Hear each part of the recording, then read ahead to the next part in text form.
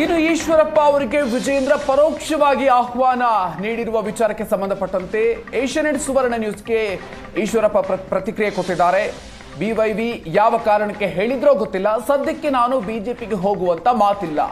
ಬಿಜೆಪಿಯಲ್ಲಿ ಸಾಕಷ್ಟು ಬದಲಾವಣೆ ಆಗಬೇಕಾಗಿದೆ. ಕೇಂದ್ರ ರಾಜ್ಯದ ನಾಯಕರಿಗೆ ಅಜಗಜಾಂತರ ವ್ಯತ್ಯಾಸ ಇದೆ ಅಂತ ಹೇಳಿದ್ದಾರೆ. ಬಿಜೆಪಿಯಲ್ಲಿ ಎಲ್ಲವೂ ಸರಿಯಿಲ್ಲ ಅಂತ ಈಶ್ವರಪ್ಪ ಹೇಳಿದ್ದಾರೆ. ನಾನು ಯಾವತ್ತೂ ಸ್ಥಾನಮಾನಕ್ಕೆ ಅಪೇಕ್ಷೆಯನ್ನ ಪಟ್ಟೋನಲ್ಲ. ಯಡಿಯೂರಪ್ಪ ಜೊತೆ ನನ್ನದು ವೈಯಕ್ತಿಕ ಸಂಬಂಧ ಇದೆ ಅಂತ ಹೇಳಿದ್ದಾರೆ.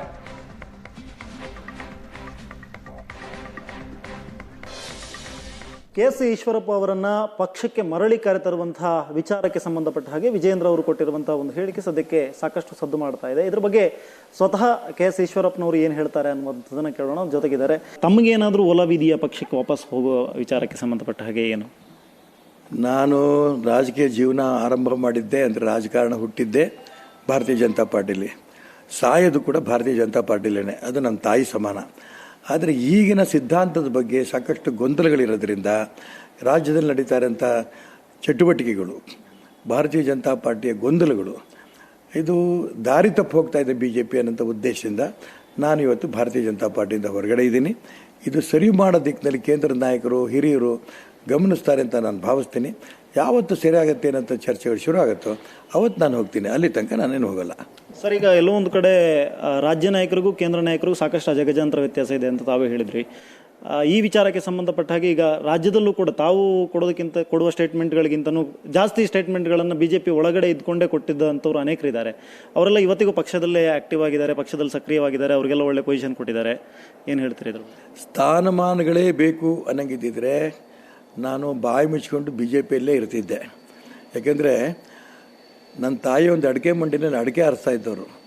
ಅಂಥ ವ್ಯಕ್ತಿನ ಭಾರತೀಯ ಜನತಾ ಪಾರ್ಟಿ ಬಂದ ಮೇಲೆ MLA ಮಾಡಿ, ವಿವಿಧ ಇಲಾಖೆಗಳಲ್ಲಿ ಮಂತ್ರಿ ಮಾಡಿ, ಉಪಮುಖ್ಯಮಂತ್ರಿ ಮಾಡಿ, BJPನಲ್ಲೂ ಯುವ ಮೋರ್ಚಾ ರಾಜ್ಯ ಅಧ್ಯಕ್ಷರು ಮಾಡಿ, 2 ಬಾರಿ 3 ಬಾರಿ ರಾಜ್ಯದ ಅಧ್ಯಕ್ಷರು ಮಾಡಿದಂಥ ಈ ಪಾರ್ಟಿಗೆ ಸ್ಥಾನಮಾನಕ್ಕೋಸ್ಕರ ನಾನು ಇರಲಿಲ್ಲ. ಆದರೆ ಇವತ್ತು BJP ಹಾಳಾಗ್ತಾ ಇದೆಯಲ್ಲ, ಇದು ರಿಪೇರಿ ಆಗಬೇಕು ಅನ್ನೋದಕ್ಕೋಸ್ಕರ ಹೊರಗಡೆ ಇದ್ದೀವಿ. ನೀವು ಪಕ್ಷದಲ್ಲೇ ಇದ್ಕೊಂಡು ಸ್ಥಾನಮಾನದಲ್ಲಿ ಇದ್ದಾರೆ, ಇದ್ಕೊಂಡು ಪಕ್ಷದಲ್ಲೇ ಟೀಕೆ ಮಾಡ್ತಿದ್ದಾರೆ ಅನ್ನೋದ್ರ ಬಗ್ಗೆ ನಾನು ಅದ್ರ ಬಗ್ಗೆ ಏನು ಹೇಳೋಕ್ಕೆ ಇಷ್ಟಪಡಲ್ಲ. ಆದರೆ ನಾನು ಭಾರತೀಯ ಜನತಾ ಪಾರ್ಟಿ ಒಳಗಡೆನೇ ಇದ್ದು ಅದನ್ನು ಟೀಕೆ ಮಾಡೋಂಥ ಯೋಚನೆ ನಾನು ಸದ್ಯಕ್ಕೆ ಮಾಡೋಕ್ಕೆ ಹೋಗಲ್ಲ. ಸರ್, ಈಗ ಇತ್ತೀಚೆಗೆ ತಾವು ಮದುವೆ ಸಮಾರಂಭದಲ್ಲಿ ಭಾಗವಹಿಸಿದ್ರಿ, ಯಡಿಯೂರಪ್ಪನವರ ಮೊಮ್ಮಗನ ಮದುವೆಯಲ್ಲಿ.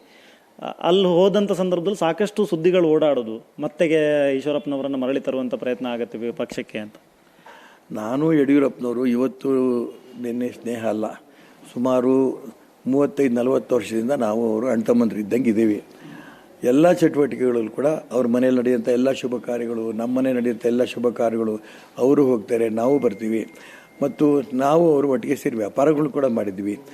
ಸ್ನೇಹಕ್ಕೂ ವಿಶ್ವಾಸಕ್ಕೂ ರಾಜಕೀಯಕ್ಕೂ ಸಂಬಂಧ ಏನಿಲ್ಲ. ನನಗೆ ಹುಷಾರಿಲ್ದಾರಂಥ ಸಂದರ್ಭ ಯಡಿಯೂರಪ್ಪನವರೇ ಫೋನ್ ಮಾಡಿದ್ರು, ಹೆಂಗೆಪ್ಪ ಆರೋಗ್ಯ ಸರಿ ಇಲ್ಲ ಅಂತ. ಹೌದಾ ಅಂತ, ಸರಿ ಹೋಯಿತು ಅಂತ ಹೇಳಿದೆ ನಾನು. ಅದಾದ ನಂತರ ನನ್ನ ಮೊನ್ನೆ ಹುಟ್ಟದಬ್ಬ ಆಯಿತು. ಯಡಿಯೂರಪ್ಪನವರು ಅವ್ರ ಮಗ ಇಬ್ಬರು ಕೂಡ ಅವ್ರ ಫೋಟೋಗಳು ಹಾಕ್ಕೊಂಡು ನನಗೆ ಶುಭವನ್ನು ಕೋರಿದ್ರು.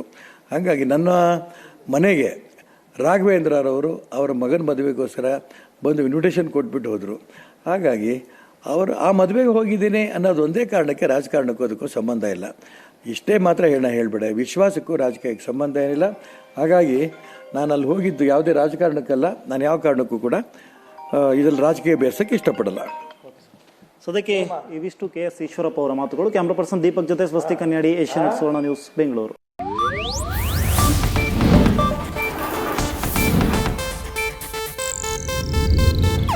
ಇದು ಏಷ್ಯಾನೆಟ್ ನ್ಯೂಸ್ ನೆಟ್ವರ್ಕ್ ಪ್ರಸ್ತುತಿ.